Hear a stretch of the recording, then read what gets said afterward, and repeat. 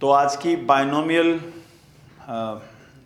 Theorem हम लोग पहले समझ चुके हैं, बट अब बाइनोमियल थ्योरम के यूज़ के साथ एक क्वेश्चन दिया हुआ है जो हाल फिलहाल वो शब्द नहीं लिखा हुआ एक्सपैंड। तो यहाँ पे हमारी बाइनोमियल थ्योरम का एक क्वेश्चन है जिसमें लिखा तो है बाइनोमियल थ्योरम की मदद से, पर उन्होंने बोला प्रूव कीजिए 6 की power n minus 5n minus 1 is divisible by 25। तो इसके लिए पहले बाइनोमियल थ्योरम का यूज समझ लो। हेलो, हाँ जी, आ रहे हैं 5 मिनट।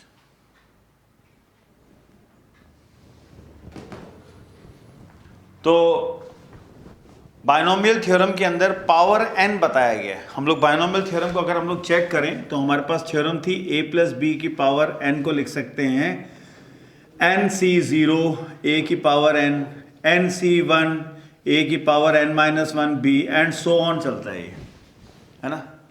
और ये हमने इस n से पहचाना कि यार यहाँ पे भी n लगा हुआ है और यहाँ पे भी n है, तो कोई ना कोई इसका रोल जरूर है। हम चाहते हैं यहाँ पे 5 भी आए, तो 6 का 5 से कोई ना कोई रिश्ता है, नाता है। बड़ा सिंपल सा वर्ड है, इसमें कोई भारी भरकम वर्ड नहीं ले रहा हूं मैं भाई। 6 की पावर n को लिख सकते हैं 1 प्लस 5 की पावर n, सही है।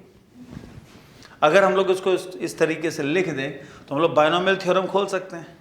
अब इस बाइनोमियल थ्योरम में a की जगह अगर मैं 1 रख दूं, b की जगह रख दूं 5, तो अपना काम हो जाएगा। तो ये बाइनोमियल थ्योरम अप्लाई करने से बन जाएगा nc0। अब a तो 1 है, 1 की पावर n लिखो, चाहे 2 लिखो, चाहे 7 लिखो, चाहे 100 लिखो, आंसर 1 ही होता है। तो ये ऐसे ही रहने दिया। दूसरा बन गया nc1 एक 5, फिर आ गया nc2 एक 5 का स्क्वायर। अब 5 की पावर तो बढ़ती ही चली जाएंगी, इसलिए मैं आगे लिखूंगा ही नहीं। अब ऐसे में अगर हम लोग इसको एक्सपैंड कर दें तो ये वैल्यू होती है 1, ये होती है खाली n और एक 5, ये होता है n और n माइनस 1। वैसे इसको लिखने की आवश्यकता ही नहीं है, हम इसको सिर्फ nc2 लिख देते हैं, क्योंकि मेरे को सिर्फ इन दोनों से मतलब था जो क्वेश्चन में नजर आ रहे हैं। तो बाकी सब में वी आर हैविंग, इसको हम लोग लिख सकते हैं। ये हैं कौन? इसके आगे की टर्म्स हैं terms having higher powers of 5 की बड़ी पावर्स हैं। यहां पे कम से कम शुरुआत है 2 से। इसका मतलब मैं वापस से इस चीज को लिख दूंगा 1 प्लस 5n प्लस इसमें 5 स्क्वायर यानी कि 25 होता है, बट अभी मैं इसको 5 स्क्वायर ही रहने दूंगा। तो हमारे पास बचेगा क्या? हमारे पास बचेगा nc2, फिर nc3 एक 5, nc4 5 का स्क्वायर एंड सो ऑन, ठीक है।